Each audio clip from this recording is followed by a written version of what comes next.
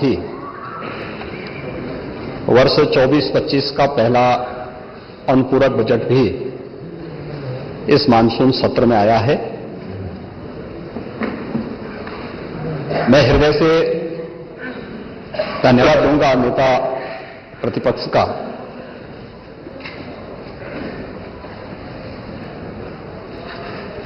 वे वयोवृद्ध हैं, एक लंबा अनुभव विधायिक कार्य का उनके पास है और अपनी सहजता और अपनी सरलता के कारण उन्होंने बहुत महत्वपूर्ण सुझाव भी अपने वक्तव्य में हमारे सामने दिए हैं। और वास्तव में ज्ञान वो नहीं होता है जो हम किताबों में पढ़ते हैं, ज्ञान वह होता है जो वास्तविक धरातल पर हम अपने व्यवहारिक जगत में देखते हैं। और इसलिए हमारे यहां हमेशा बुजुर्गों, वयोवृद्धों को सम्मान दिया गया है। और हमारे यहां तो ये मान्यता है कि जो वो सभा नहीं होती है जहां कोई वयोवृद्ध न हो, बुजुर्ग न हो।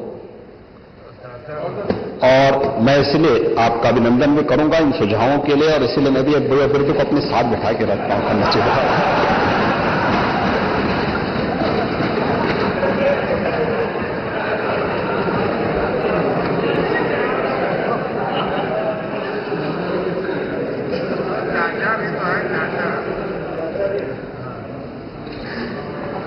आऊंगा मैं थोड़ी देर में।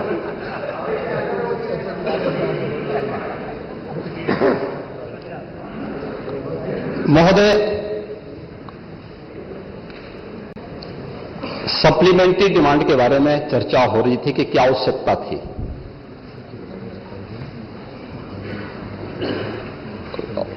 मैं केवल एक बात, हमें विरासत में जैसा उत्तर प्रदेश मिला था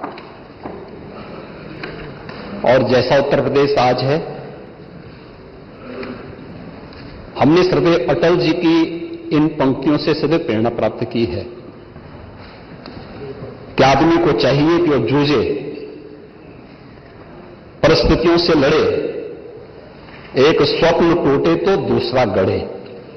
और उत्तर प्रदेश के लिए जो स्वप्न बनाए गए थे उसको साकार करने के लिए सरकार के द्वारा जो प्रयास समय समय पर प्रारंभ हुए हैं, उन्हीं को साकार रूप प्रदान करने के लिए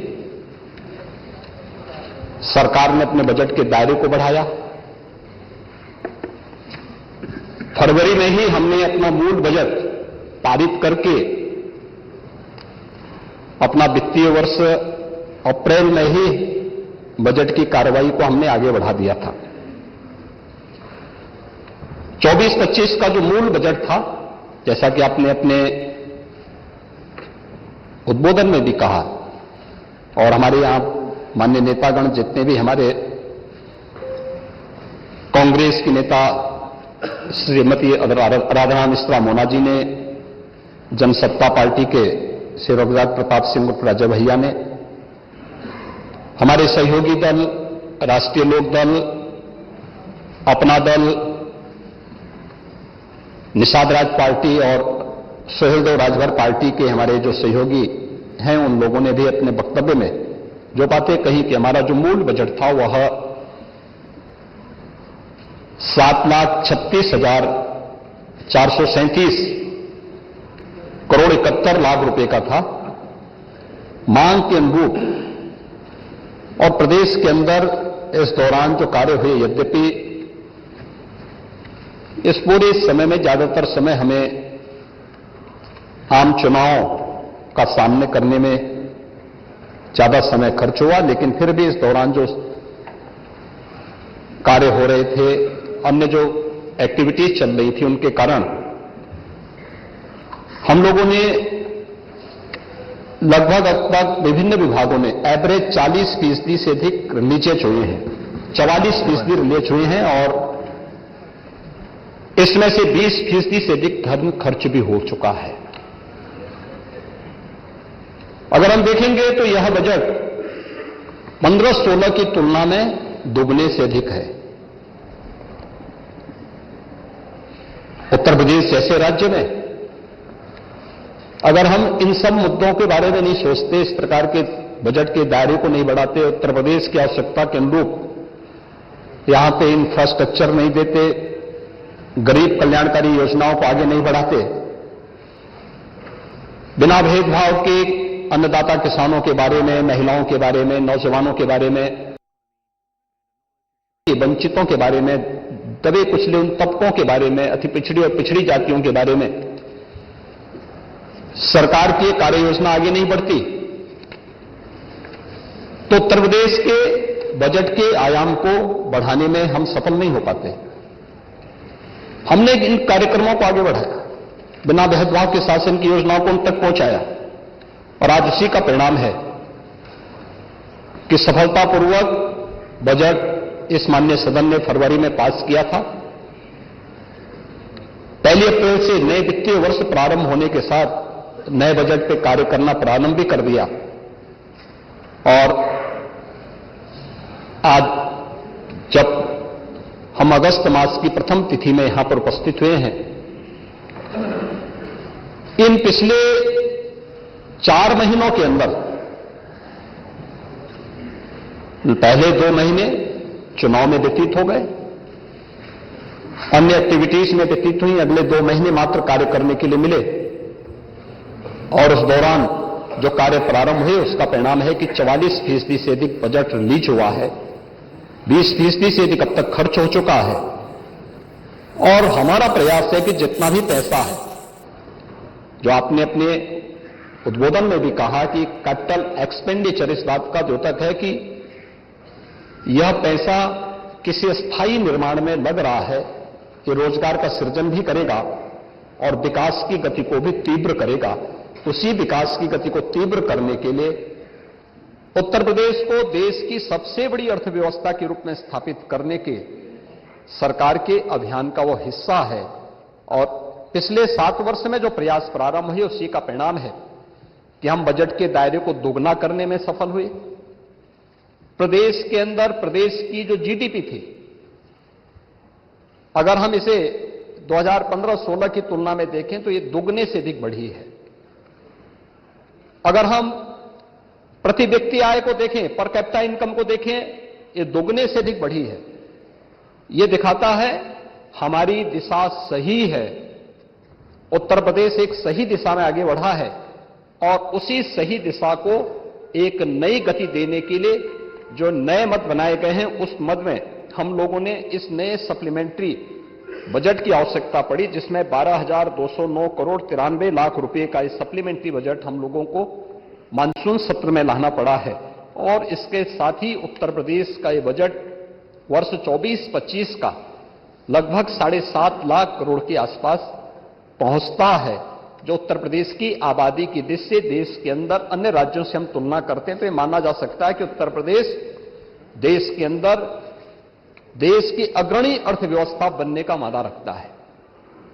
मुझे याद है जब 17 में हम लोग आए थे, तब उत्तर प्रदेश देश की 6ठी-7वीं अर्थव्यवस्था थी।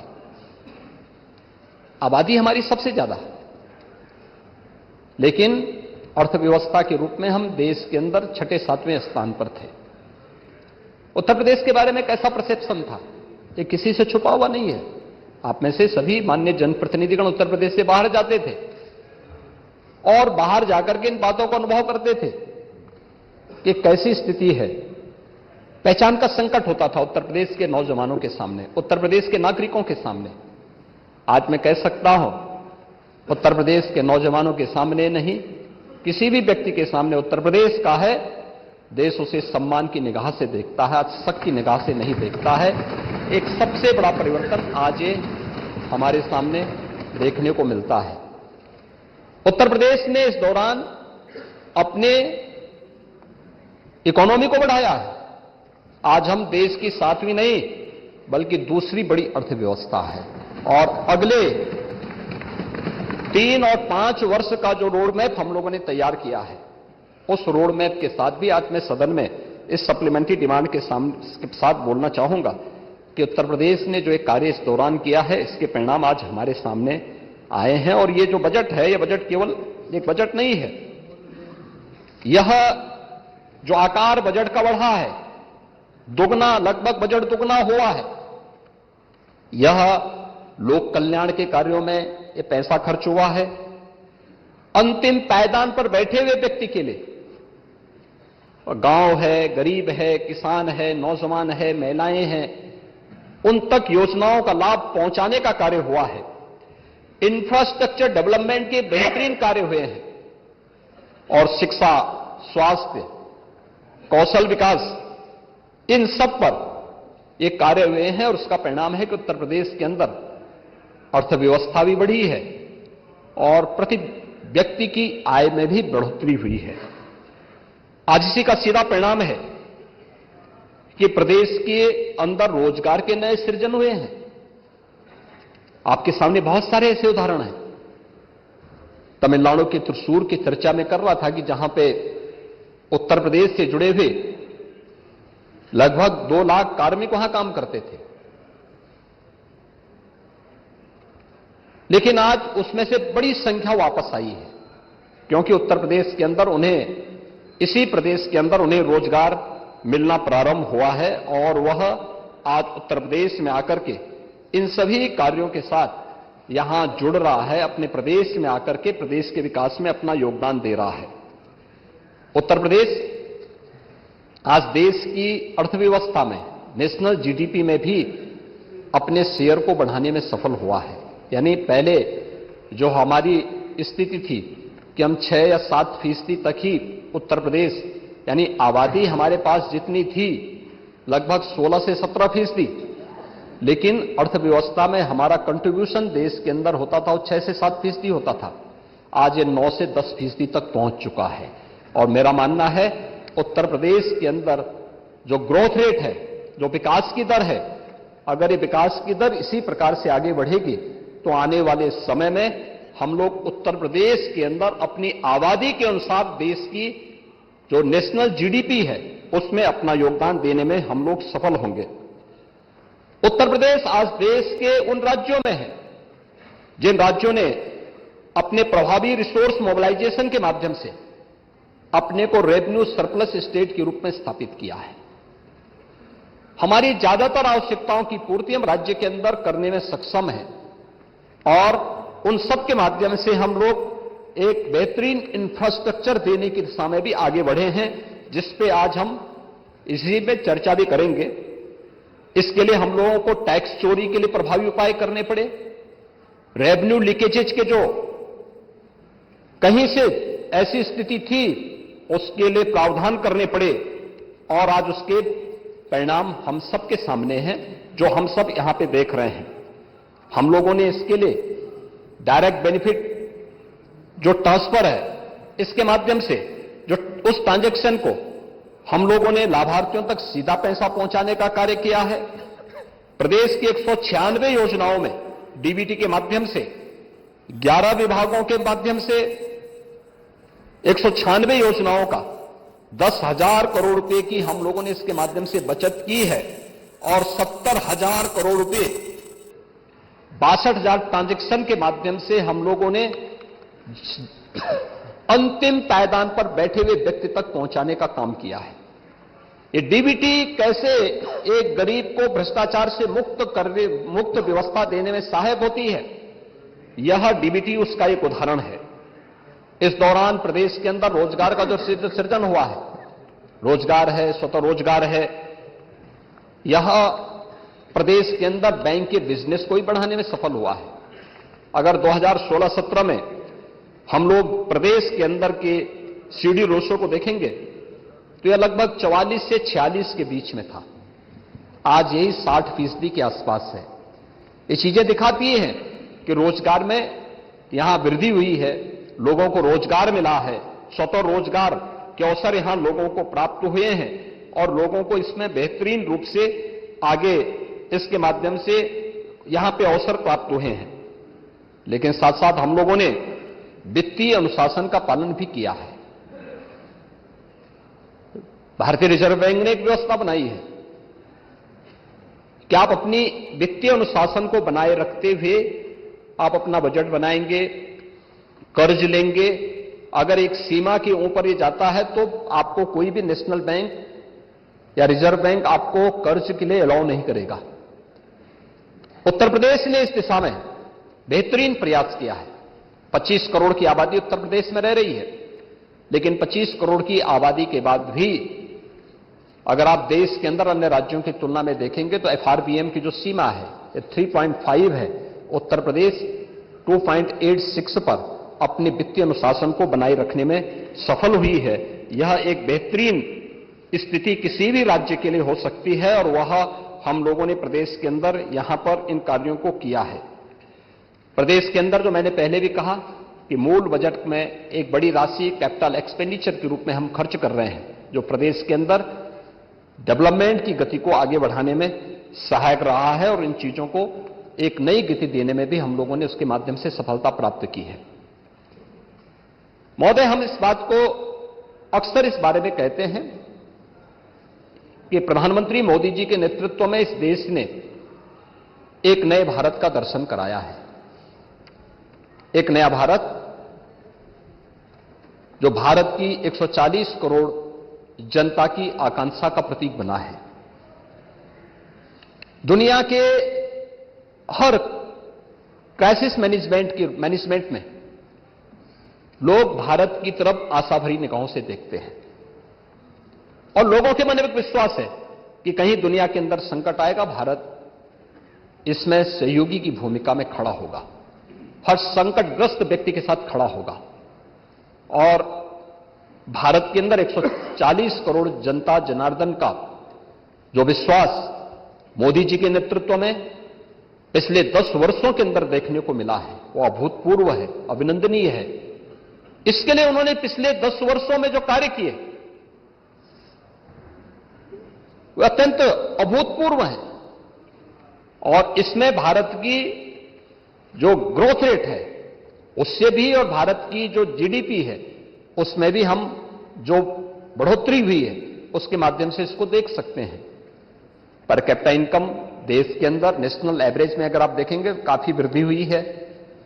अगर हम लोग देश की अर्थव्यवस्था को ही देखेंगे तो जो 2014 में भारत की अर्थव्यवस्था 10वीं अर्थव्यवस्था थी, आज वही भारत की अर्थव्यवस्था दुनिया की 5वीं बड़ी अर्थव्यवस्था है और अगले 3 वर्ष के अंदर भारत दुनिया की 3री बड़ी अर्थव्यवस्था बनेगा। यह प्रधानमंत्री जी का संकल्प है और इसके साथ ही भारत $5 ट्रिलियन की इकोनॉमी के रूप में अपने आप को स्थापित करेगा। इसके लिए भारत सरकार के द्वारा जो प्रयास प्रारंभ हुए हैं ये राज्यों के सहयोग से और तीव्र गति से आगे बढ़ सकते हैं। अगर प्रधानमंत्री जी का विजन है और उसके लिए भारत सरकार ने अपना एक रोड मैप तैयार किया है कि हमें $5 ट्रिलियन की इकोनॉमी के रूप में भारत को स्थापित करना है, तो देश की सबसे बड़ी आबादी का राज्य होने के नाते उत्तर प्रदेश का भी दायित्व बनता था कि हम देश की स्पीड के साथ उत्तर प्रदेश के नागरिकों की स्पीड को भी आगे बढ़ा सकें। और उसी स्पीड के साथ जोड़ने के लिए उत्तर प्रदेश ने भी यह तय किया कि हम उत्तर प्रदेश की अर्थव्यवस्था को $1 ट्रिलियन की इकोनॉमी के रूप में स्थापित करेंगे। और $1 ट्रिलियन की इकोनॉमी के लिए उत्तर प्रदेश सरकार के द्वारा जो प्रयास प्रारंभ किए हैं, उत्तर प्रदेश का बजट उसी की श्रृंखला का एक हिस्सा है। इसमें आपने देखा होगा $1 ट्रिलियन की इकोनॉमी के लिए हम लोगों की एक रोड मैप तैयार हुआ है। उत्तर प्रदेश के अंदर हम लोगों ने पूरे सभी विभागों को, अन्य संबंधित सेक्टर को 10 सेक्टर में हमने विभाजित किया। हर एक सेक्टर में कोई हमारा एक वरिष्ठ मंत्री उस सेक्टर की निगरानी कर रहा है। अपर मुख्य सचिव और प्रमुख सचिव स्तर के अधिकारी पाक्षिक रूप से उसकी समीक्षा कर रहे हैं, उसकी मॉनिटरिंग कर रहे हैं। उस फील्ड से जुड़े हुए विशेषज्ञ, उस फील्ड से जुड़े हुए जो अर्थशास्त्री हैं, स्टेक होल्डर्स हैं, उन सबका सहयोग इसके लिए लिया जा रहा है। और स्वयं सीएम डैशबोर्ड के माध्यम से मैं इसकी समीक्षा करता हूं और उसकी नियमित समीक्षा के साथ साथ कौन से सेक्टर में कमी है, किस सेक्टर में कहां पे पुशअप करने की आवश्यकता है, उसके लिए उस प्रकार की कार्य योजना को लेकर के हम कार्य कर रहे हैं। इसमें जो 10 महत्वपूर्ण सेक्टर बनाए गए हैं, इन महत्वपूर्ण सेक्टर्स में हम लोगों ने जो अलग अलग कार्य योजना बनाई है, इसमें इंफ्रास्ट्रक्चर का है। आज आप देखते हैं उत्तर प्रदेश के अंदर एक्सप्रेसवे का,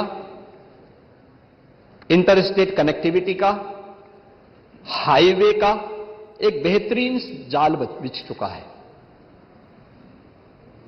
हमारे पास पहले से यमुना एक्सप्रेसवे थी।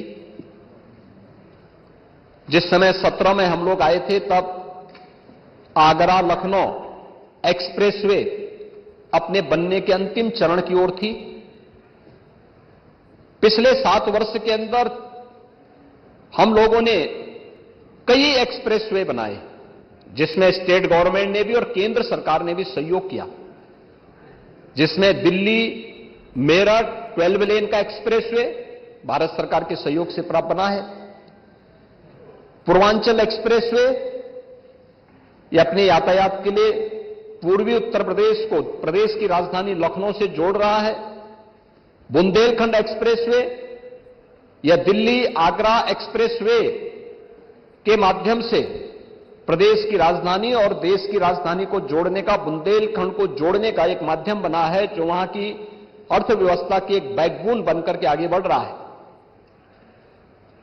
प्रदेश के अंदर गंगा एक्सप्रेसवे, जिसके बीजीएफ के लिए इस सप्लीमेंट्री बजट में हम लोगों ने धनराशि की मांग भी की है। हमारा प्रयास है कि प्रयागराज कुंभ 2025 में हम गंगा एक्सप्रेसवे को उससे पहले मेन कैरिजवे को बनाकर के तैयार करें, और दिसंबर 2024 का हम लोगों ने टारगेट दिया है कि मेन कैरिजवे को आप इसको बनाकर के तैयार करिए, जिससे प्रयागराज कुंभ के दौरान इसका उपयोग पश्चिमी उत्तर प्रदेश से पूर्वी उत्तर प्रदेश को जोड़ने के लिए और प्रयागराज को जोड़ने के लिए एक बेहतरीन माध्यम मिल सके। इस पर हमारी कार्रवाई आगे बढ़ रही है। इसके अलावा Gorakhpur link expressway, Ballia link expressway के साथ ही हम लोग चित्रकूट लिंक एक्सप्रेसवे पर शाहजहांपुर से फर्रुखाबाद होते हुए आगरा लखनऊ एक्सप्रेसवे को जोड़ने के लिए एक नई एक्सप्रेसवे पर कार्य हमारा बहुत शीघ्र प्रारंभ हो रहा है। सर्वे के कार्य पूरे हो चुके हैं। इस कार्यक्रम को भी हम आगे बढ़ाने जा रहे हैं और आगरा लखनऊ एक्सप्रेसवे को पूर्वांचल एक्सप्रेसवे से जोड़ने की कार्रवाई को भी सरकार आगे बढ़ाने जा रही है, जिससे जो एक्सप्रेसवे के पीछे की सरकार की मंशा है, उस एक्सप्रेसवे को हम तेजी के साथ आगे बढ़ा सकें। इंटर स्टेट कनेक्टिविटी को, जितने भी हमारी इंटर स्टेट कनेक्टिविटी है, ये नेपाल से जुड़े हुए मार्ग हों, बिहार से हों, झारखंड छत्तीसगढ़ से जुड़े हुए हों, मध्य प्रदेश या राजस्थान से जुड़े हुए हों, या फिर हरियाणा या उत्तराखंड या दिल्ली से जुड़े हुए हैं, सभी 4 लेन की कनेक्टिविटी हो।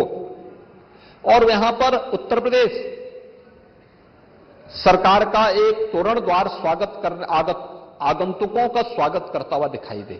अगर नेपाल की सीमा पर है तो राज्य नहीं, देश भारत नेपाल मैत्री द्वार उनका स्वागत करें। इसकी तैयारी, इस पर कार्य प्रारंभ हो चुके हैं। अगर बिहार या अन्य राज्यों के साथ में है तो उत्तर प्रदेश और राज्य की मैत्री द्वार के रूप में उसकी पहचान होगी। इस कार्य को हम लोगों ने आगे बढ़ाया है। 4 लेन की हर जिला मुख्यालय 4 लेन से जुड़े, तहसील मुख्यालय 4 लेन के साथ जुड़े, ब्लॉक मुख्यालयों को 2 लेन के साथ हम जोड़ सकें। इस पर कार्य तेजी के साथ या तो पूरे हो चुके हैं या हो रहे हैं। हाईवे, वर्ल्ड क्लास हाईवे का निर्माण यहां पे बन रहा है। लखनऊ से कानपुर के बीच में ग्रीनफील्ड एक्सप्रेसवे भारत सरकार के सहयोग से बन रहा है। और भी अन्य कार्य तेजी के साथ जहां यहां एक्सप्रेसवे के रूप में, हाईवे के रूप में बने हैं, इंफ्रास्ट्रक्चर के रूप में बने हैं, वहीं पर उत्तर प्रदेश ने एयर कनेक्टिविटी के लिए अब तक हमारे 4 इंटरनेशनल एयरपोर्ट और 11 डोमेस्टिक एयरपोर्ट वर्तमान में क्रियाशील हैं। और बहुत शीघ्र हम लोग 5वां इंटरनेशनल एयरपोर्ट जेवर को भी क्रियाशील करने जा रहे हैं। ये दुनिया का यानी एशिया का सबसे बड़े इंटरनेशनल एयरपोर्ट में से एक होने जा रहा है, जो उत्तर प्रदेश की इकोनॉमी के लिए बहुत बड़ी उपलब्धि होगी। उत्तर प्रदेश के अंदर इस फील्ड में हम लोगों ने और भी अन्य तमाम कार्य प्रारंभ किए हैं और मुझे लगता है कि यह मार्गों के साथ साथ उत्तर प्रदेश के अंदर हम लोगों ने वाटरवे का निर्माण भी, वाराणसी से हल्दिया के बीच में वाटरवे सफलतापूर्वक कार्य कर रहा है, लेकिन अयोध्या से हल्दिया के बीच में जोड़ने की कार्रवाई को भी हम आगे बढ़ाने के लिए सर्वे के कार्य को आगे बढ़ाने जा रहे हैं। और उत्तर प्रदेश उन राज्यों में है जिन्होंने वाटरवे अथॉरिटी का निर्माण राज्य के अंदर करते हुए जल मार्गों की संभावनाओं को भी गति देने की कार्रवाई को आगे बढ़ाया है। प्रदेश के अंदर अच्छी क्वालिटी की सड़कें बने, नई तकनीक का इसमें उपयोग किया जा सके, फुल डेप्थ रिक्लेमेशन एफडीआर पद्धति का भी उपयोग करने वाला देश का पहला राज्य उत्तर प्रदेश है, जिसमें ग्रामीण क्षेत्र में हम लोगों ने इसको अपनाया था और 5,500 किलोमीटर के मार्ग इसके माध्यम से बने थे। इसमें सड़क की टिकाऊपन भी होता है, लेकिन उसकी लागत में 25% की गिरावट भी आती है, यानी लागत 25% कम होता है, लेकिन मार्ग किसी भी अन्य पद्धति से बनाए जाने वाले मार्ग की तुलना में ज्यादा टिकाऊ होता है। यह कार्य हम लोगों ने यहां पे किया है। हम लोगों ने प्रदेश के अंदर, आपने देखा होगा कि बुंदेलखंड में हम बीडा का निर्माण करने जा रहे हैं और बीडा के लिए 36,000 एकड़ लैंड में ये बीडा का निर्माण हो रहा है। 46 वर्ष के बाद नोएडा की तर्ज पर एक नया औद्योगिक शहर बसाने की कार्रवाई और बुंदेलखंड क्षेत्र के भी कायाकल्प करने की दिशा में सरकार के द्वारा बनाए गए प्रयास का ये हिस्सा है। आरआरटीएस जो रैपिड रेल दिल्ली से मेरठ के बीच में प्रारंभ हुई है, आप देख सकते हैं पहले दिल्ली और मेरठ के बीच की दूरी कम होने के बाद भी कितना समय लगता था, 3.5 से 4 घंटे का समय लगता था। आज 12 लेन का एक्सप्रेसवे भी हो गया और रैपिड रेल भी प्रारंभ हो चुकी है। रैपिड रेल चलने से या 12 लेन का एक्सप्रेसवे चलने के बाद अब यह दूरी मात्र 40 से 45 मिनट में इस दूरी को पूरा किया जा सकता है और पश्चिमी उत्तर प्रदेश के अंदर इसके माध्यम से काफी चीजें आगे बढ़ी हैं और अच्छे ढंग से हमने इसको किया है। ये सभी कार्यों को आगे बढ़ाने का कार्य हम लोगों ने इंफ्रास्ट्रक्चर के लिए प्रदेश के अंदर और भी स्तर पर इन कार्यों को आगे बढ़ाने का कार्य किया गया है, जिसके बारे में एक संक्षेप में मैंने कहा कि जिसकी मॉनिटरिंग लगातार मुख्यमंत्री कार्यालय के द्वारा और सीएम डैशबोर्ड के माध्यम से भी इसकी मॉनिटरिंग की जा रही है। मैन्युफैक्चरिंग के लिए हम लोगों ने जो कार्य प्रारंभ किया है, इसमें भी एफडीआई की जो नई पॉलिसी हमारी है, इसमें इसके साथ ही हम लोगों ने 27 सेक्टोरियल पॉलिसीज भी प्रदेश के अंदर बनाई है। एमएसएमई के जो उत्पाद हैं उसकी मार्केटिंग और उसकी ब्रांडिंग के लिए इंटरनेशनल ट्रेड फेयर का आयोजन भी गत वर्ष से हम लोगों ने लगाना प्रारंभ किया है। प्रदेश के परंपरागत उत्पादों के लिए ओडीओपी की योजना को भी हम लेकर के आए हैं। प्रदेश के अंदर परंपरागत जो हमारे अन्य जो प्रदेश के अंदर हस्तशिल्पी हैं, कारीगर हैं, इन सभी के लिए हम लोगों ने प्रदेश के अंदर जो कार्य प्रारंभ किया है, उनके लिए पीएम विश्वकर्मा योजना और प्रदेश के अंदर विश्वकर्मा श्रम सम्मान योजना के माध्यम से उनकी ट्रेनिंग, उनको प्रधानमंत्री मुद्रा योजना, मुख्यमंत्री स्वरोजगार योजना जैसी योजनाओं के साथ जोड़ने के साथ ही आर्थिक स्वावलंबन की ओर अग्रसर करने के समय एक प्रयास प्रारंभ हुआ है। निजी क्षेत्र में भी औद्योगिक पार्क का निर्माण हो, इसके लिए 11 फ्लैश पार्क के निर्माण की कार्रवाई को अब तक हम लोग स्वीकृति दे चुके हैं, जिससे छोटे छोटे पार्क बन सकें और उसके माध्यम से औद्योगिक निवेश की संभावना वहां पर निजी क्षेत्र के माध्यम से बन सके। यह एक नई संभावना को हम लोग प्रदेश के अंदर आगे बढ़ाए हैं। रेडीमेड गारमेंट्स के लिए एक नई योजना लेने के साथ ही लखनऊ हरदोई के बीच में पीएम श्री टेक्सटाइल पार्क के निर्माण की कार्रवाई हो रही है, जो लगभग 1000 एकड़ क्षेत्रफल में बनाया जा रहा है, जिसमें अत्याधुनिक टेक्सटाइल की वहां पर तकनीक के साथ ही उद्योग लगाने की कार्रवाई को भी आगे बढ़ाने का कार्य हो रहा है। प्रदेश के अंदर ओडीओपी की योजना को प्रोत्साहित करने का परिणाम क्या है? सच्चाई तो क्या है? अगर सच्चाई पे मैं बोलूंगा तो हो सकता है कि हमारे समाजवादी पार्टी के सहयोगियों को अच्छा न लगे, लेकिन सच्चाई ये थी कि ये परंपरागत जो हस्तशिल्पी थे, कारीगर थे, जो उद्यमी थे, 2017 के पहले यह दम तोड़ रहा था।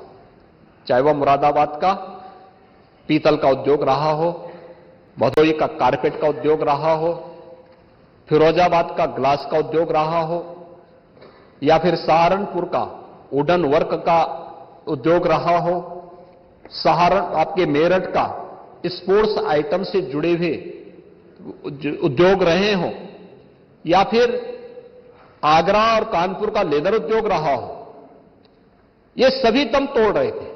और तो और हमारे नेता प्रतिपक्ष के जनपद में स्वयं वहां काला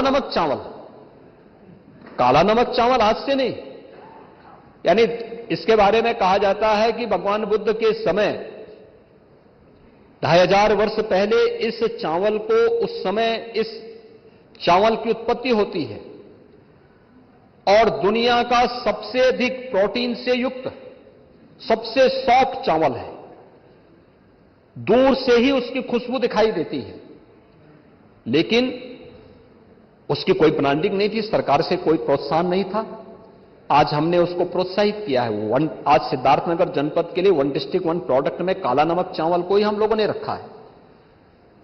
आज इसी का परिणाम है कि पहले उत्तर प्रदेश का जो एक्सपोर्ट मात्र 86,000 करोड़ था, आज वो बढ़कर के 2 लाख करोड़ रुपए से ऊपर का हुआ है।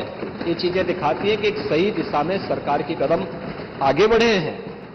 प्रदेश ने यहां पर फरवरी 2023 में ग्लोबल इन्वेस्टर समिट किया था। ग्लोबल इन्वेस्टर समिट में हमारे पास निवेश के भारी प्रस्ताव आए थे।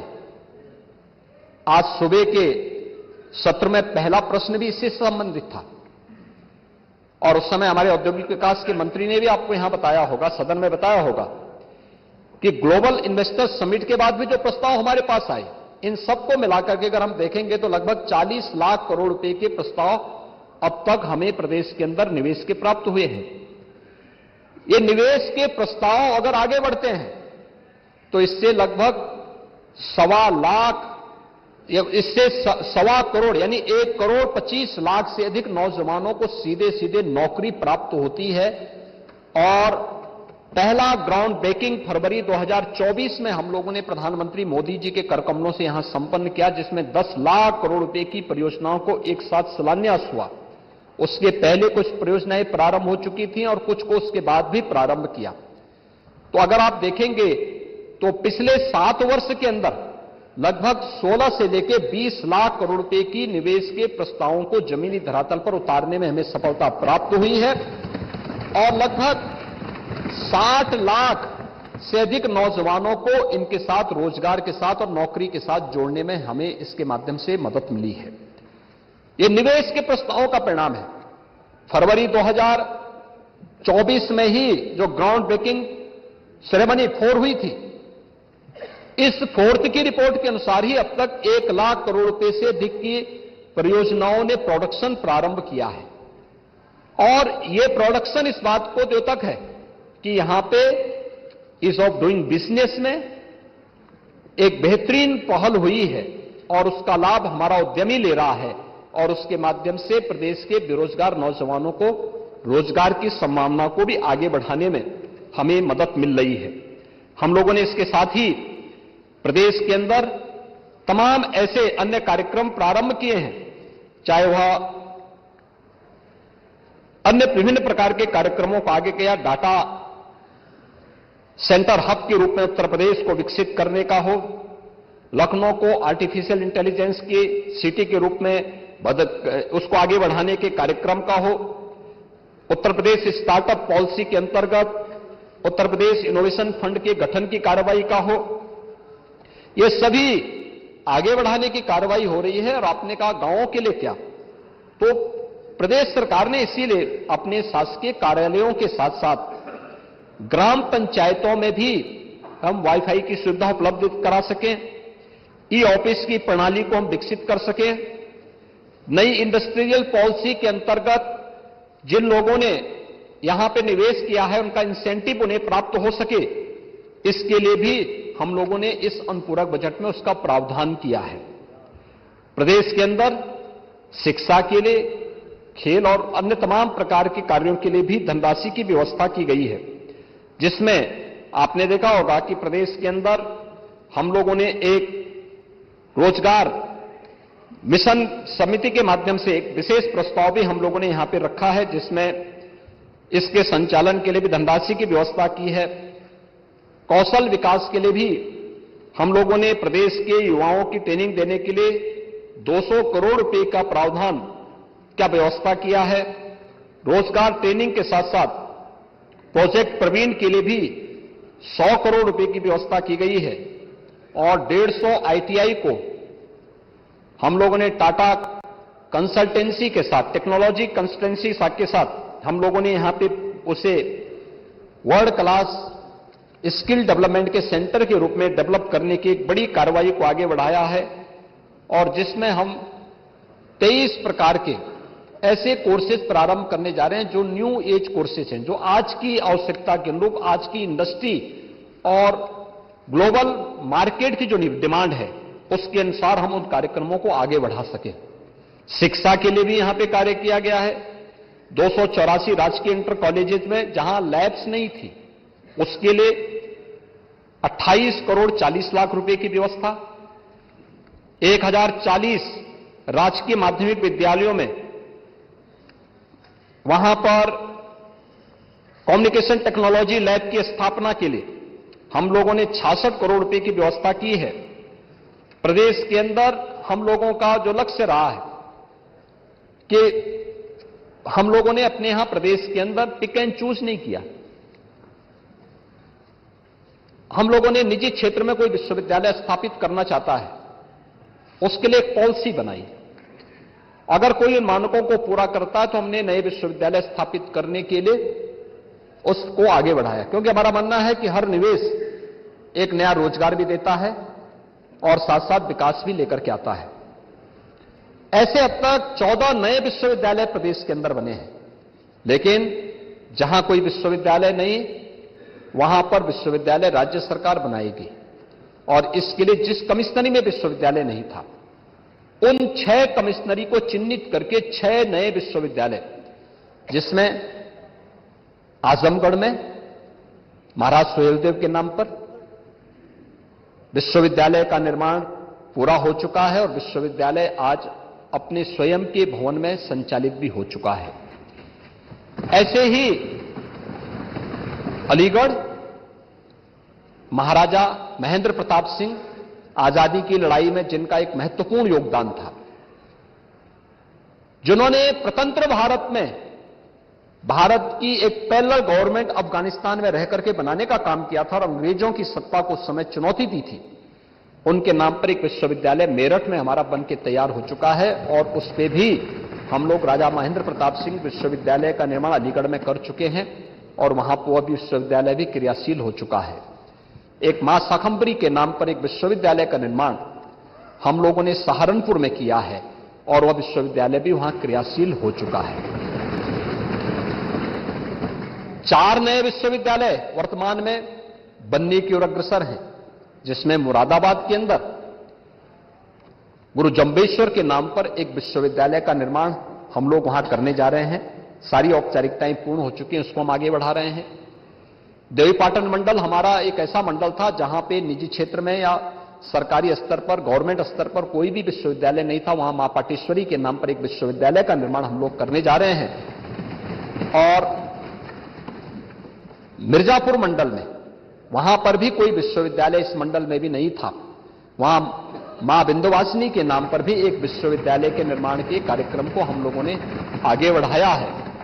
तो कुशीनगर में एक कृषि विश्वविद्यालय, महात्मा बुद्ध के नाम पर एक कृषि विश्वविद्यालय के निर्माण के कार्यक्रम को भी हम लोगों ने आगे बढ़ाने का काम किया है। प्रदेश के अंदर जगतगुरु रामभद्राचार्य दिव्यांग विश्वविद्यालय चित्रकूट विश्वविद्यालय के पास आर्थिक संकट था।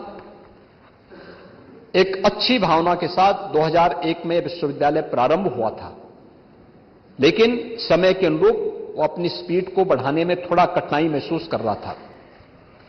इस विश्वविद्यालय को राज्य सरकार में समाहित करते हुए आज वहां पर दिव्यांगजनों के लिए और सामान्य बच्चों के लिए भी हम लोगों ने उस विश्वविद्यालय को राज्य सरकार के अधीन लेकर के उस विश्वविद्यालय का संचालन सरकार ने प्रारंभ कर दिया है और ये विश्वविद्यालय अब राज्य विश्वविद्यालय के रूप में सफलतापूर्वक संचालित हो रहा है। इसके अलावा लखनऊ में यहां पर एक मेडिकल यूनिवर्सिटी ये भी हमारी सरकार ने बनाई है, वो बनकर के तैयार हो चुकी है, कार्य उसका प्रारंभ हो चुका है, जो प्रदेश के सभी मेडिकल कॉलेजेस को अपने साथ संबद्ध करके उस कार्य को आगे बढ़ा रही है। ऐसे ही प्रदेश के अंदर आयुष विश्वविद्यालय का निर्माण गोरखपुर में पूरा हो चुका, वो अपना कार्य आगे बढ़ा रही है। और मेरठ में हॉकी के जादूगर मेजर ध्यानचंद के नाम पर स्पोर्ट्स यूनिवर्सिटी, प्रदेश की पहली यूनिवर्सिटी मेरठ में हम लोग बना रहे हैं, जिस पर युद्ध स्तर पर कार्य चल रहा है। इन सभी कार्यक्रमों को करने के साथ ही प्रदेश सरकार ने इसमें हॉकी के जो एक महान खिलाड़ी थे, भारतीय हॉकी टीम को जिन्होंने कई बार प्रतिनिधित्व किया था, नेतृत्व प्रदान किया था, ऐसे केडी सिंह बाबू के बाराबंकी स्थित आवास को कुछ वहां पे लिटिगेशन था, इस मामले को लेकर के विवाद हुआ था और न्यायालय ने उनके पैतृक आवास को नीलाम करने के लिए आदेश कर दिया था। सरकार ने इसमें इंटरवेन किया। सरकार ने कहा नहीं, देखिए जिन्होंने देश के लिए कंट्रीब्यूशन किया है, आखिर हमारी आज वर्तमान पीढ़ी का दायित्व क्या है? हम उनके प्रति कृतज्ञता ज्ञापित करते हुए उनकी स्मृतियों को बचाए रख सकें। और उसके लिए सरकार ने उनके आवास को और उनकी पूरी जो प्रॉपर्टी थी उसको सरकार ने कहा कि सरकार इसकी धनराशि देगी और सरकार वहां पे उनके संग्रहालय को बनाएगी, जो हॉकी के लिए उनका योगदान था। इसके लिए धनराशि की व्यवस्था हम लोगों ने की है। ग्रामीण क्षेत्र में ग्रामीण स्टेडियम के लिए मैं देखता हूं हमारे बहुत सारे माननीय विधायकगण इस बारे में प्रस्ताव देते हैं कि हाँ हमारे यहां हमारे जनपद में कोई स्टेडियम नहीं है। 100 करोड़ रुपए की व्यवस्था हम लोगों ने इस सप्लीमेंट्री में ग्रामीण स्टेडियम के लिए की है, जो ग्रामीण क्षेत्र में खेलों के क्षेत्र में लोगों को एक नया प्रोत्साहन मिल सके, इसके लिए भी हम लोगों ने व्यवस्था की है। और मैंने परसों भी यहां पे कहा था कि अटल आवासीय विद्यालय बीओसी बोर्ड से जुड़े हुए रजिस्टर्ड श्रमिकों और निराश्रित बच्चों के लिए भी यह व्यवस्था की गई है। लेकिन हम लोग 57 नए जनपदों में, जो जनपद 18 जनपद आच्छादित हैं, इन जनपदों में तो अटल आवासीय इन कमिश्नरी मुख्यालयों पे अटल आवासीय विद्यालय है। शेष जनपदों में हम लोग एक सीएम अभ्युदय विद्यालय के रूप में वहां पे एक मॉडल विद्यालय बनाने जा रहे हैं, जो डे स्कूल होंगे। और इसके लिए हम लोगों ने धनराशि की व्यवस्था पहले से कर दी है। और हमारा यह मानना है कि लगभग ये पहले चरण में जनपद स्तर पर, फिर विधानसभा स्तर पर, फिर विकासखंड स्तर पर और फिर कमिश्नरी स्तर पर हम लेके जाएंगे। तो शिक्षा के क्षेत्र की जो चिंता आपकी है, उस चिंता को हम लोग दूर करेंगे। और वास्तव में शिक्षा के बगैर कोई समाज स्वावलंबन के मार्ग पर और समृद्धि के मार्ग पर कभी आगे नहीं बढ़ सकता है। सरकार की चिंता है। हमने अनुपूरक बजट में अटल आवासीय विद्यालय के शेष कार्यों को आगे बढ़ाने के लिए भी धनराशि की व्यवस्था इसमें की है। ऊर्जा सेक्टर में यहां पर सदन में काफी चर्चा हो चुकी है और वास्तव में जब सुविधा मिलती है तो लोगों की इच्छा होती है कि इसमें और वृद्धि हो और अच्छा मिले। ये मनुष्य की वृत्ति भी होती है और होना भी चाहिए, उसका अधिकार भी होना चाहिए कि समय के अनुरूप हम भी आगे बढ़ सकें। और इसको लेने के लिए प्रदेश सरकार ने बार बार होती है कि आप क्या कर रहे हैं। इसके तीनों क्षेत्रों में हम लोगों ने काम किया। पावर जनरेशन के लिए, उसके ट्रांसमिशन के लिए और उसके डिस्ट्रीब्यूशन के लिए, तीनों पर सरकार का ध्यान है। तीनों को एक साथ हम कार्य करने जा रहे हैं। अगले कुछ वर्षों के अंदर 8000 मेगावाट की नई बिजली प्रदेश के अंदर ही थर्मल पावर के रूप में उत्तर प्रदेश के अंदर पावर कारपोरेशन और उसके जो साथ जो है पीपीए हैं, उसके माध्यम से हम लोग यहां उपलब्ध कराने जा रहे हैं। लेकिन हम समय की मांग से, हमें समय से 10 कदम आगे बढ़ने की एक वृत्ति हमारे पास होनी चाहिए। जितना बड़ा निवेश हमारे पास है, जितनी बड़ी आबादी है, क्योंकि जब हम लोग आए थे 2017 में 1,21,000 मजरे ऐसे थे या गांव ऐसे थे जिनमें बिजली कभी पहुंची ही नहीं थी। हम लोगों ने बिजली वहां पहुंचाई। 1,76,00,000 परिवार ऐसे थे जिन्होंने कभी बिजली देखी नहीं थी, उनको निःशुल्क बिजली के कनेक्शन भी दिए। 14 लाख से अधिक किसान ऐसे थे जिनके ट्यूबवेल के कनेक्शन तो थे, बिजली भी आती थी, लेकिन बिजली के बिल वे नहीं पे कर पा रहे थे। हमने अप्रैल 2023 से सरकारी ट्यूबवेल के साथ साथ निजी ट्यूबवेल के जो कनेक्शन उस समय दिए गए थे, इनके लिए धनराशि का प्रावधान करते उसके बिल को माफ कर दिया है और सबको व्यवस्था कर दी है कि वहां से कोई बिजली नहीं लेगा। हां, पिछला जो बकाया है उसके लिए ओटीएस की स्कीम विभाग लेके आएगा और मैं चाहूंगा कि लोग उसको अगर दे देंगे तो हमें अच्छा होगा कि इन ट्यूबवेल को हम सोलर पैनल के साथ जोड़ देंगे तो परमानेंट उनको बिजली की एक व्यवस्था, उनके लिए एक मैकेनिज्म बन जाएगा। और अगर वहां बन जाएगा तो शेष अन्य जगह ट्यूबवेल के कनेक्शन देने के लिए हम लोग आगे कार्यक्रम बढ़ा पाएंगे। बहुत सारी चीजें यहां पर आई है, जैसे सरयू नहर राष्ट्रीय परियोजना। मानी जी, आप जानते हैं ये योजना 1972-73 में बनी थी। 72-73 में बनने के बाद ये योजना कभी पूरी नहीं हो पाई। जिस समय योजना की पीपीआर बनी थी, योजना आयोग ने उस समय जब बनाई थी, उस समय इसकी लागत थी 100 करोड़ और यह 2017 तक आधी अधूरी थी। एक भी बूंद पानी कहीं नहीं जाता था। इस योजना पर हम लोगों ने मिशन मोड पर काम किया, लैंड एक्वायर किया और लैंड एक्वायर हमने चकबंदी की प्रक्रिया को इंतजार किए बगैर लैंड एक्वायर किया, उसकी धनराशि दी, प्रधानमंत्री जी से बातचीत की, प्रधानमंत्री जी ने प्रधानमंत्री कृषि सिंचाई योजना के माध्यम से इसमें धनराशि उपलब्ध करवाई और मुझे बताते हुए प्रसन्नता है कि सरयू नहर राष्ट्रीय परियोजना को 2021 में प्रधानमंत्री जी ने लोकार्पण कर दिया है। 14 लाख हेक्टेयर भूमि को इसके माध्यम से सिंचाई की सुविधा आज नेपाल से सटे हुए जनपदों को, आपके बहराइच से लेकर के बहराइच, बलरामपुर, श्रावस्ती, गोंडा से लेकर के सिद्धार्थनगर, बस्ती, महाराजगंज, संत कबीर नगर, गोरखपुर, इन सभी जनपदों को सिंचाई की सुविधा इसके माध्यम से प्राप्त हुई है। शेष नहर के बाद जो उसके गोल और उपनहर बनने हैं उस पर कार्य चल रहे हैं और वो भी मेरा अनुमान है कि विभाग इसको भी पूरा कर देगा और हम इसके माध्यम से बेहतरीन सिंचाई की सुविधा उस क्षेत्र के लोगों को उपलब्ध करवा देंगे। यह कार्य वहां पे हुआ है। अर्जुन सहायक परियोजना हो या बाण सागर की परियोजना हो, ये सभी को अगर देखेंगे तो पिछले 7 वर्ष के अंदर हम लोगों ने प्रदेश के अंदर लगभग 22 लाख हेक्टेयर लैंड को अतिरिक्त सिंचाई की सुविधा दी है, उत्तर प्रदेश के अंदर दी है। ट्यूबवेल के कनेक्शन को हम लोगों ने, ट्यूबवेल के जो कनेक्शन पहले से चल रहे थे उनको फ्री किया, फ्री में बिजली उपलब्ध करवा रहे हैं और मुझे लगता है हमें वहां उसके सोलर पैनल लगाने की दिशा में तेजी के साथ आगे बढ़ना चाहिए। 60,000 से अधिक अब तक हम लोगों ने सोलर पैनल उपलब्ध करवाए हैं किसानों को। जिन किसानों के द्वारा ट्यूबवेल की सुविधा जहां उपलब्ध नहीं हो रही थी उसको भी ये सुविधा उपलब्ध करा रहे हैं और इसमें बहुत सारे कार्य बढ़कर किए गए हैं।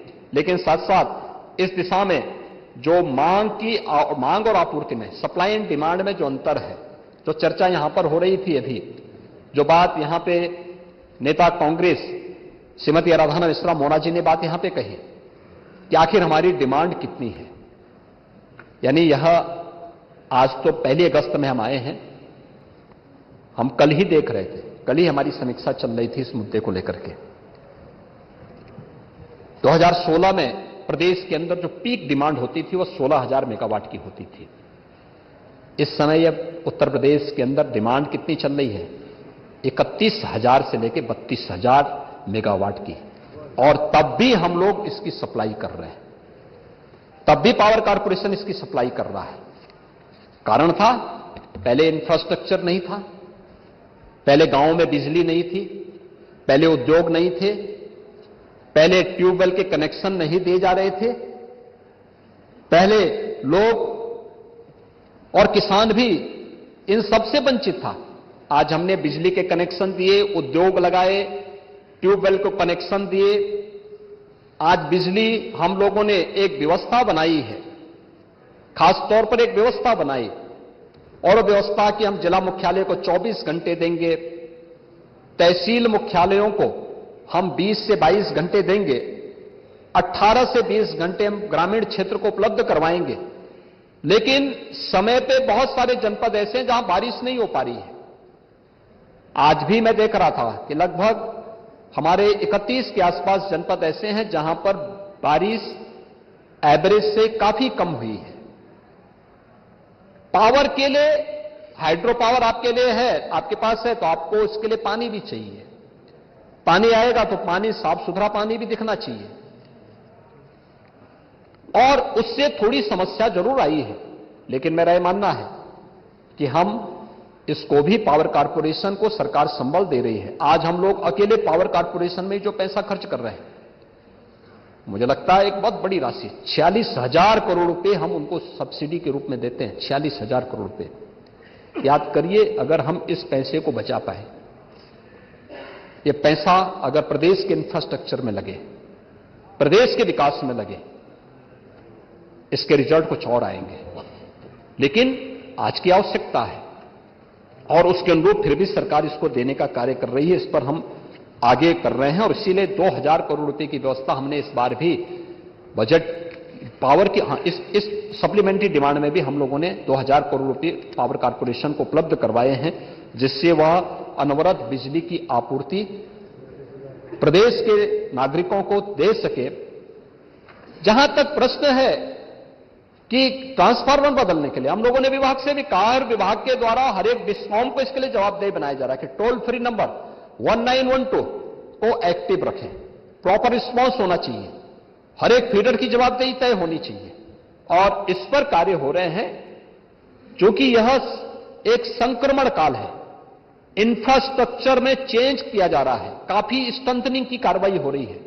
स्वाभाविक रूप से वह एक संक्रमण काल होने के नाते इस दौरान थोड़े बहुत संकट आ सकता है, समस्याएं आ सकती हैं, लेकिन इसके स्थायी समाधान की तरफ सरकार आगे कदम बढ़ा रही है और मेरा विश्वास है कि पावर कारपोरेशन इस दिशा में आगे बढ़ेगा। कृषि और उसका जो संपर्कीय क्षेत्र है, इसमें भी सरकार ने बेहतरीन कदम उठाए हैं। आज आप देख सकते हैं उत्तर प्रदेश सभी मामलों में एक अच्छी दिशा में आगे बढ़ा है, और मुझे लगता है कि उत्तर प्रदेश के अंदर मोदी जी के नेतृत्व में देश के अंदर किसानों के लिए जो योजनाएं घोषित की, पहली बार किसान सरकार के एजेंडे का हिस्सा बना। एमएसपी केवल घोषणा नहीं होगी, बल्कि वास्तविक धरातल पर उसे एमएसपी का लाभ मिलता हुआ दिखाई दे। पहली बार हुआ कि किसान की जमीन की सॉइल हेल्थ कार्ड की व्यवस्था है, और पहली बार हुआ है उत्तर प्रदेश जैसे राज्य का किसान तो सर्वाधिक इस योजना का लाभ ले रहा है, और वह है प्रधानमंत्री किसान सम्मान निधि। क्या इस सम्मान निधि को किसी का चेहरा देख करके दिया गया है क्या? नहीं, किसान किसान है। और प्रधानमंत्री जी ने कहा देश की 4 ही जातियां हैं, 4 ही जाति देश के अंदर है, एक गरीब है, एक किसान है, एक महिला है और एक युवा है। ये 4 जातियां हैं। इन 4 जातियों से ही, इन चारों पर अगर हम फोकस कर लें तो देश के अंदर कहीं भी भेदभाव की बू नहीं आएगी। और मुझे लगता है कि इसी को फोकस करते हुए केंद्र सरकार ने भी और राज्य सरकार ने अपने बजट को प्रस्तुत किया है। ये 4 के उत्थान के लिए, उनके जीवन में खुशहाली लाने के लिए सरकार के जो प्रयास प्रारंभ हुए हैं, कृषि सेक्टर अपने अन्नदाता किसानों के जीवन में परिवर्तन का माध्यम बना है। कृषि विज्ञान केंद्र इसके उदाहरण है। याद करिए 2016 में भारत सरकार उत्तर प्रदेश को 20 कृषि विज्ञान केंद्र देना चाहती थी, तत्कालीन सरकार ने नहीं लिया। 15-16 में देना चाहते थे, नहीं लिया। 17 में सरकार बनी, हमारे कृषि मंत्री मेरे पास आए कि 20 कृषि विज्ञान केंद्र मिल रहे हैं। मैंने कहा तत्काल झटके से ले लो, इसमें देर नहीं करनी चाहिए। वे गए, 20 के 20 कृषि विज्ञान केंद्र आए।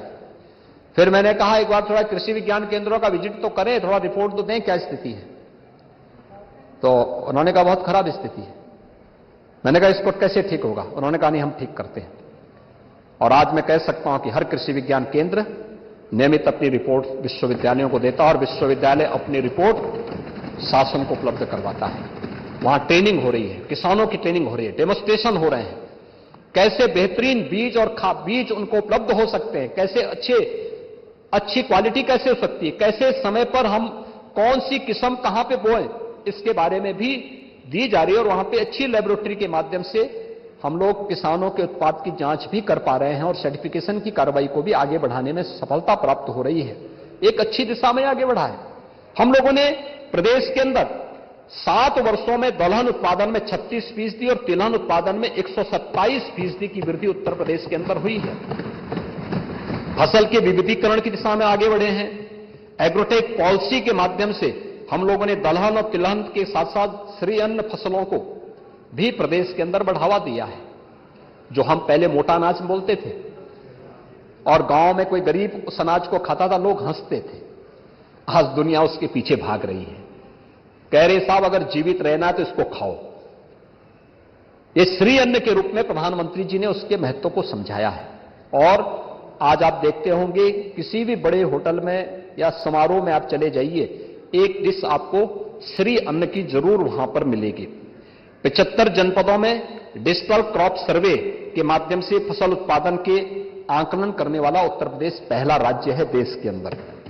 हम लोगों ने प्रदेश के अंदर 9,43,000 किसानों को जोड़ते हुए 3,406 एफपीओज का गठन भी प्रदेश के अंदर हुआ है और इसमें एफपीओज के माध्यम से 529 फार्म मशीनरी बैंक, 472 वेयरहाउस यानी कोल्ड स्टोरेज व 100 सीड प्रोसेसिंग यूनिट का संचालन कर रहे हैं। और अगर आप देखेंगे कि जो हम लोगों ने यूनिट स्थापित की है यहां पर, इस यूनिट के माध्यम से जो वार्षिक टर्नओवर है उसका वो 629 करोड़ रुपए है, जो 100 यूनिट यहां पे हमने सीड प्रोसेसिंग की स्थापित की है। किसान सम्मान निधि के अंदर देश के अंदर 2 करोड़ 62 लाख किसान अकेले उत्तर प्रदेश की इस योजना से लाभान्वित हो रहे हैं, जिसके माध्यम से अब तक प्रदेश के अंदर एक बड़ी राशि 6,000 रुपए प्रत्येक किसान के खाते में डीबीटी के माध्यम से हर वर्ष उपलब्ध हो जा रहे हैं। महोदय, प्रदेश के अंदर स्वास्थ्य के क्षेत्र में अगर आप देखेंगे बेहतरीन लाभ मिला है। और पांडे जी, आप तो जिस जनपद से आते हैं आप उसको देखते होंगे। आपने स्पीकर के रूप में भी आप भी जाते थे, गोरखपुर के बीआरडी मेडिकल कॉलेज में भी आप देखते थे, सिद्धार्थनगर के जिला चिकित्सालय में भी देखते थे। और आज तो आपके जिले में माधव बाबू के नाम पर, माधव प्रसाद त्रिपाठी जी के नाम पर मेडिकल कॉलेज का निर्माण हो चुका है। माधव बाबू भी आप लोगों के साथ इमरजेंसी में जेल में थे और उन्होंने उस जिले को एक नाम आगे बढ़ाया था। उनकी स्मृति में मेडिकल कॉलेज का निर्माण हम लोगों ने सिद्धार्थनगर में भी किया है। कोई सोचता था सिद्धार्थनगर में मेडिकल कॉलेज की स्थापना होगी? कभी नहीं। कोई सोचता था कि बस्ती में मेडिकल कॉलेज का निर्माण होगा? कोई सोचता था कि महाराजगंज, कल ही महाराजगंज के पीपीपी मोड पर बने हुए मेडिकल कॉलेज को एडमिशन के लिए मान्यता प्राप्त हुई है?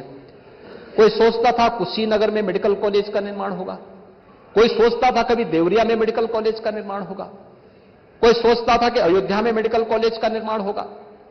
गोंडा, बहराइच, बलरामपुर, यहां कोई मेडिकल कॉलेज का निर्माण हो? कोई सोचता था सुल्तानपुर, प्रतापगढ़, मिर्जापुर, सोनभद्र, गाजीपुर, चंदौली, यानी ये पूर्वी उत्तर प्रदेश के वे जनपद हैं जिन जनपदों को माना जाता था कि साहब यहां पर व्यक्ति की मौत की कीमत नहीं थी, बीमारियां हर वर्ष उनको निगलती थी। अगर आप उत्तर क्षेत्र को देखेंगे, ये पीछे कुछ लोग थोड़ा ज्यादा वहां पे कमेंट्री कर रहे हैं, पीछे थोड़ा उनको ठीक कर देते। जरा पीछे की तरफ जो लॉबी है उसमें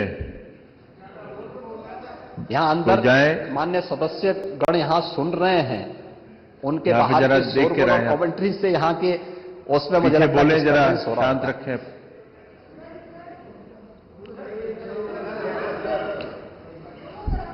महोदय, दोनों तरफ देख लें। मैं इस चीज की ओर ध्यान आकर्षित कर रहा था, स्वास्थ्य के क्षेत्र में जो कार्य हुआ, इंसेफ्लाइटिस कुशीनगर, देवरिया, गोरखपुर, महाराजगंज, सिद्धार्थनगर, बस्ती, संत कबीरनगर, बलरामपुर, श्रावस्ती, गोंडा, बहराइच, लखीमपुर खीरी, पीलीभीत और सहारनपुर तक अगर आप जाएंगे, इंसेफ्लाइटिस से 1,500 से 2,000 बच्चों की मौत इसी सीजन में होती थी, इसी सीजन में होती थी। और ये मरने वाले बच्चे कौन थे? या तो दलित थे या अल्पसंख्यक समुदाय के थे। और मैं कह सकता हूं हमारी सरकार ने अंतर विभागीय समन्वय के माध्यम से बेहतरीन प्रयास किया, भारत सरकार के साथ समन्वय बनाया आज इंसेफ्लाइटिस समाप्त। इंसेफ्लाइटिस समाप्त एक मॉडल है दुनिया के लिए। डेंगू वाराणसी से लेकर के बलिया तक, चिकनगुनिया आपके बुंदेलखंड क्षेत्र में, कालाजार बिहार से सटे हुए जनपदों में अपना कहर बरपाता था, कोई पूछता नहीं था। लेकिन आज इस बीमारी को हम लोगों ने वहां पे नियंत्रण करने के साथ आगे बढ़े। हम लोगों ने प्राथमिक स्वास्थ्य केंद्रों को, सामुदायिक स्वास्थ्य केंद्रों को उसकी स्ट्रेंथनिंग की है, वहां पे इंफ्रास्ट्रक्चर उसका बढ़ाया है, उस पर बेहतरीन प्रयास हुए हैं। लेकिन उसमें और अच्छे प्रयास किए जाने की आवश्यकता है। हर अच्छे कार्य में और अच्छा किया जा सकता है। लेकिन जहां पहले नहीं होता था, हम तो परिणाम दे रहे हैं, रिजल्ट दे रहे हैं। हम कुछ भी घोषणाएं करें, अगर रिजल्ट 0 है, इसका मतलब हमारा प्रयास बेकार है। लेकिन अगर हमने प्रयास प्रारंभ किया, हमने प्रयास करने के बाद रिजल्ट दे रहे हैं, इसका मतलब हमारा प्रयास सार्थक है और हमने जो किया है वो सार्थक परिणाम दिया है, रिजल्ट ओरिएंटेड है। और रिजल्ट ओरिएंटेड उस बात को मैं यहां पे सदन में रख रहा हूं। इंसेफ्लाइटिस उन्मूलन के लिए हमने कार्य किया। कोरोना प्रबंधन का मॉडल हम लोगों ने देश के सामने प्रस्तुत किया। इतनी बड़ी आबादी और इतनी बड़ी आबादी में हम उत्तर प्रदेश की बड़ी आबादी को बचाने में सफल हुए। प्रदेश के अंदर इस फील्ड में 1 डिस्ट्रिक्ट 1 मेडिकल कॉलेज की तरह हम बढ़ सके। सच्चाई क्या थी? आजादी के पहले से लेकर के केजीएमयू 1915 में स्थापित हुआ था, 15-16 में स्थापित हुआ था। बीएचयू 1915-16 में स्थापित, 16-17 में, 1916 में स्थापित हुआ था। और उसके बाद क्रमिक रूप से अलग अलग मेडिकल कॉलेजेस बने थे। 60 के दशक में 7 मेडिकल कॉलेजेस उस समय बने थे, 7 केवल क्रियाशील हुए थे। आज स्थिति क्या है? यानी कुल मिलाकर के हम आजादी के पहले से लेकर के 2017 तक देखेंगे, 16-17 तक कुल 12 मेडिकल कॉलेजेस 1947 से लेकर के 2017 तक स्थापित हुए थे।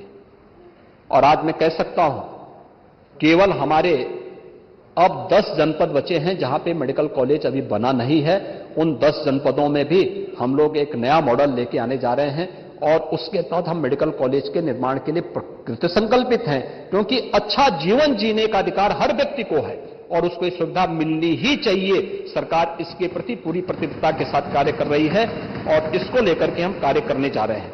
और मुझे बताते हुए प्रसन्नता है कि जो हमने पीपीपी मोड पर हम लोगों ने मेडिकल कॉलेज बनाए हैं, संभल और महाराजगंज शामली में, इस सत्र में उन्हें चलाने के लिए नेशनल मेडिकल काउंसिल ने परमिशन भी दे दी है। और मुझे लगता है इन तीनों जनपदों से जुड़े हुए जो हमारे जनप्रतिनिधिगण हैं, जिनके प्रयास थे, उनको मैं इसके लिए बधाई भी दूंगा कि उनके प्रयास सार्थक ले रहे हैं। आज बच्चे वहां एडमिशन लेंगे, इस सत्र में एडमिशन लेंगे।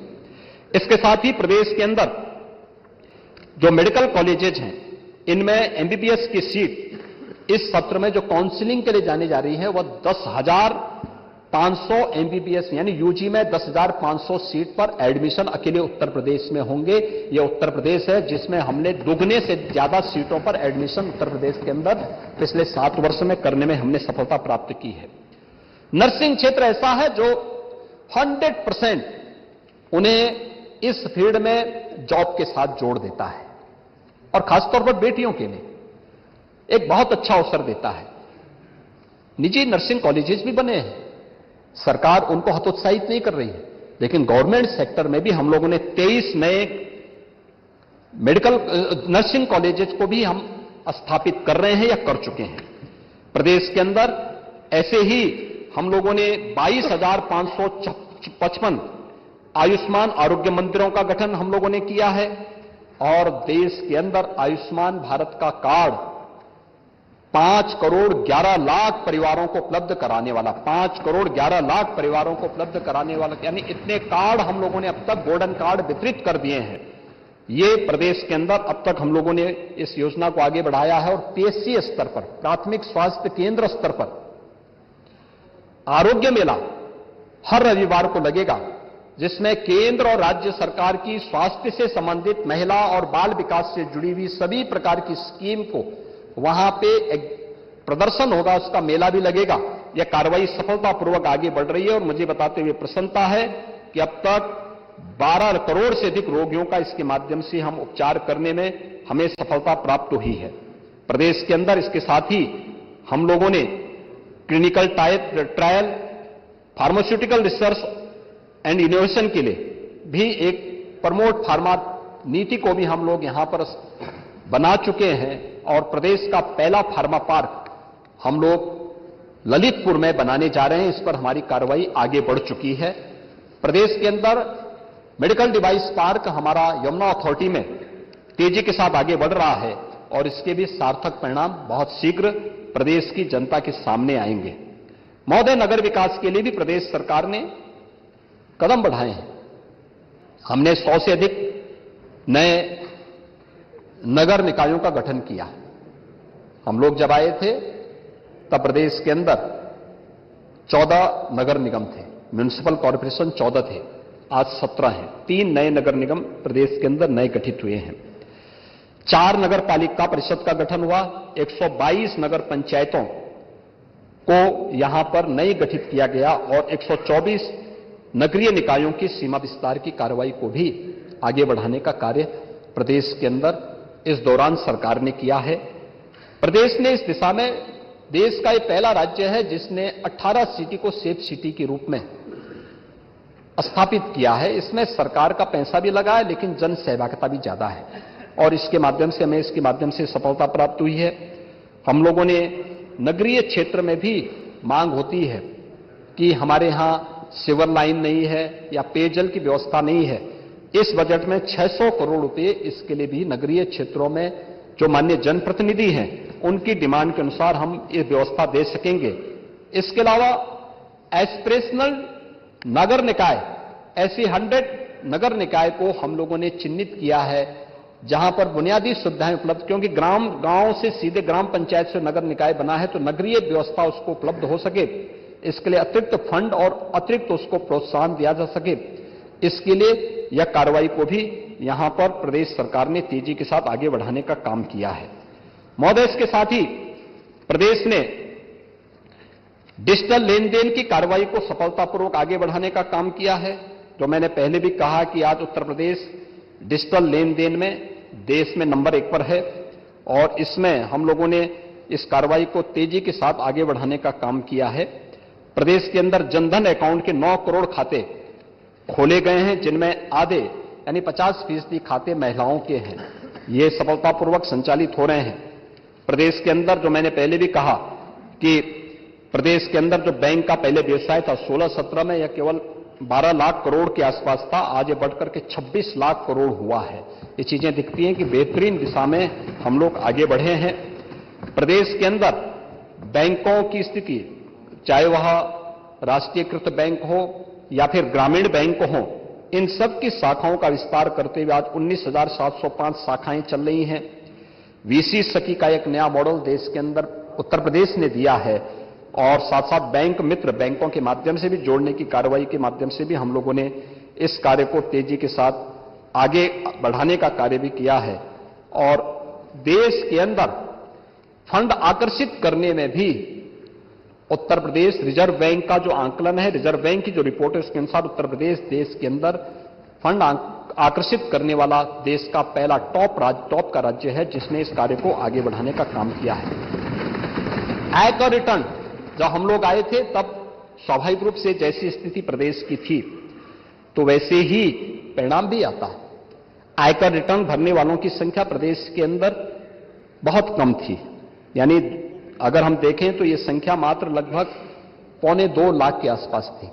1,65,000 के आसपास 2014-15 में यह संख्या थी और आज मुझे बताते हुए प्रसन्नता है कि यह संख्या लगभग 2 लाख है।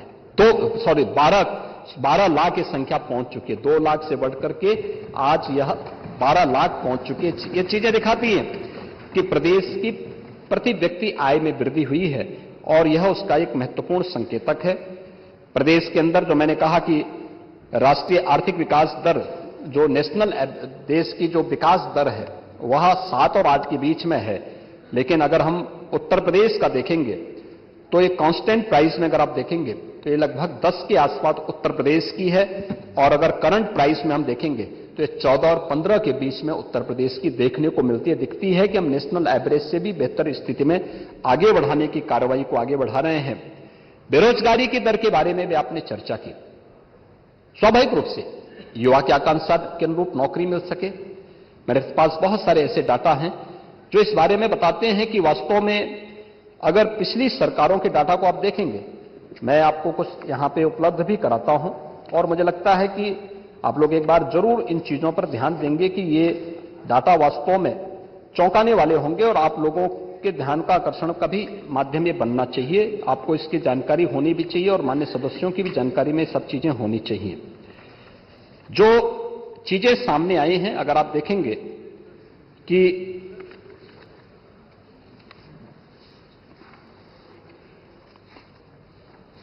यहां कुछ चर्चाएं बार बार होती हैं।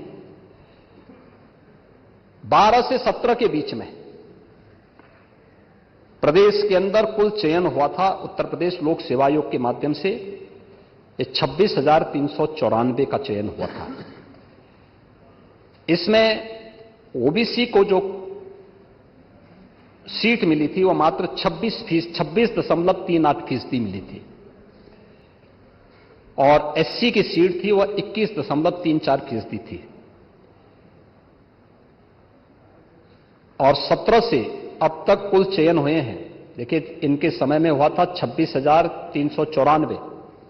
सभी मान्य सदस्य नोट कर लेंगे, अथवा ये आंकड़े हैं, लोक सेवा आयोग के आंकड़े हैं, ये उत्तर प्रदेश लोक सेवा आयोग के।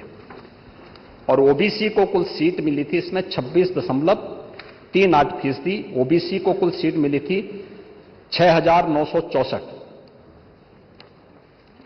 और 17 से अब तक जो कुल भर्तियां हुई हैं, ये लोक सेवा आयोग के बता रहा हूं अभी एक का, वह है 46,675, जिसमें ओबीसी को मिली है कुल सीट 38.41%, यानी 26.38 की बजाय उन्हें सीट मिली है 38.41%। और ईडब्ल्यूएस के लोग जो छात्र थे उनको मिला है 3.74%। और हमने कुल यहां पे भर्ती की है वह की है 46,675। अब तक हम सफलतापूर्वक यहां पे भर्ती कर चुके हैं। एक भी भर्ती पर कोई व्यक्ति उंगली नहीं उठा सकता है। यह उत्तर प्रदेश की भर्ती की प्रक्रिया है। 6 लाख भर्तियां उत्तर प्रदेश के अंदर हुई हैं।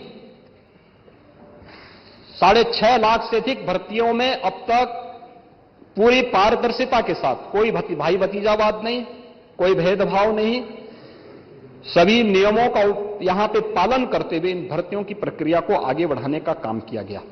और अगर मैं आपके सामने रखता हूं कि जो विवादित भर्तियां रही हैं 2012 से लेकर के 17 के बीच में, अवर अभियंता भर्ती, प्रवक्ता भर्ती, प्रावधिक सहायक भर्ती, राजकीय महाविद्यालयों में शिक्षकों की भर्ती, चिकित्सा अधिकारियों के बैकलॉग की भर्ती, यानी ये सभी भर्तियां रही हैं जो सभी विवादित रही हैं। इसमें बहुत सारी ऐसी भर्तियां थीं जिनको लेकर के बड़ा विवाद हुआ था और उस समय के जो लोक सेवा आयोग के अध्यक्ष थे उनको लेकर के किस किस प्रकार की टिप्पणियां हुई हैं यह भी किसी से छुपा हुआ नहीं है।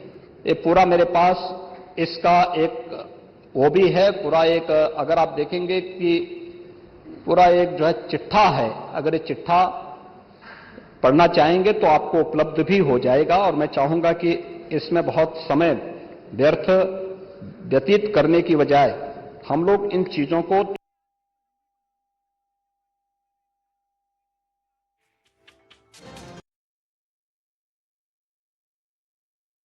So interested in the hot stone massage? Sure. जब सेविंग्स अकाउंट पे हर महीने इंटरेस्ट मिले तो इंटरेस्टिंग चीजें कर लेनी चाहिए। जैसे हर महीने बहारें नहीं आती, हर महीने इंटरेस्ट नहीं मिलता, वो तो 3 महीने में